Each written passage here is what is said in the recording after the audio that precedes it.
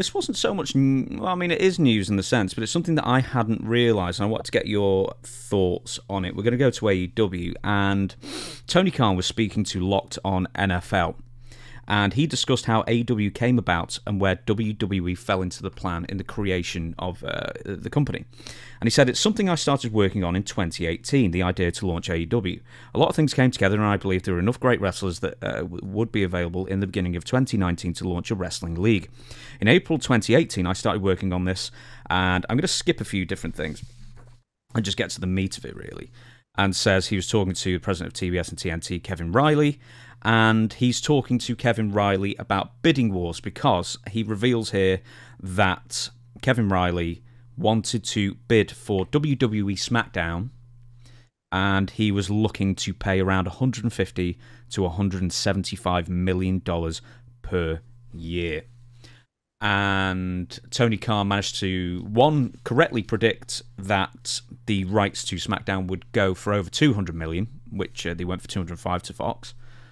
And I think more people may have bid more, but I think the lure of network television was a big draw.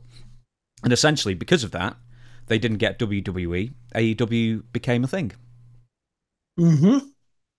And the question is? I have no idea. I just thought I'd just let you know about that.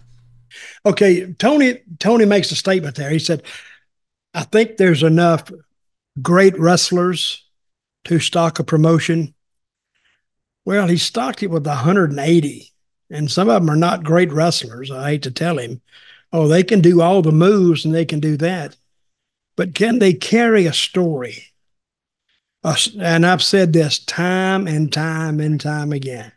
It's the story that gets people to tune back in. You could take the greatest actors in the world and put them in a show so you watch it. And if the story is not there, why do you tune back in?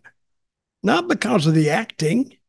You tune back in because you want to see where the story goes or what happens.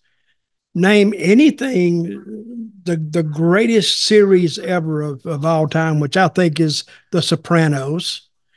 They had a great, great story with a backstory.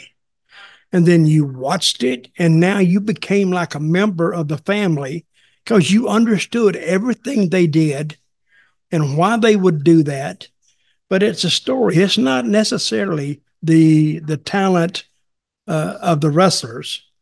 It's the talent of the storyteller. Now, and I think that's what AEW, why their ratings are higher, because they had a couple of stories, but then the guys got hurt. But you got to start something else. Well, you know, so I think that's a good point, you know, because MJF came back and there was that story with, you know, the Devil Mask guy, and then he comes back after, 6 months? And then they kill that story dead, and then they just shoved him in with Roosh, and now they shoved him in with somebody else who... So basically, MJF was your champion, and now they've just brought him back into the mid-card. And he looks great. To me, he's deader than 4 o'clock. That's what he is. Because they took his story from him. Can't do that. And I don't know what it takes for, and I'm sure Tony listens to some of our podcasts. I'm sure he does. Tony, tell a story that goes more than a week or 2 or 3 weeks or whatever.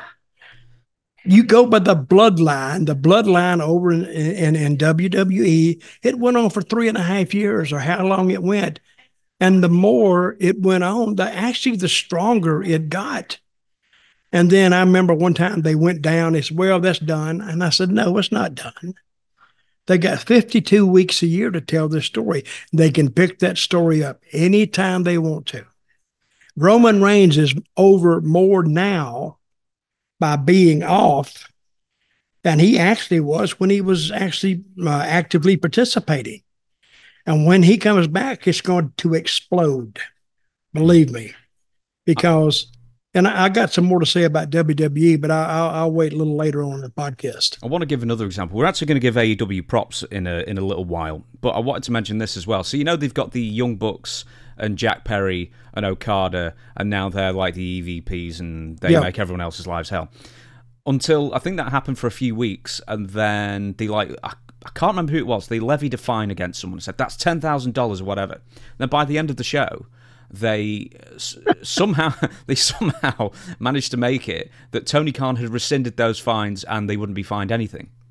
So it was like, well, one, that sort of just makes the EVPs just a bunch of eunuchs with no actual power. So that's sort of that storyline killed now. Okay, they were fined $10,000, and by the time the show was over, it had been rescinded and they owed nothing. Yeah, because Tony Khan's the real boss and he can overrule anything the EVPs do. So it sort of just begs the question why the EVPs have any power. Well, it's like one step forward and two steps back. They're actually back from where they started. I don't get that.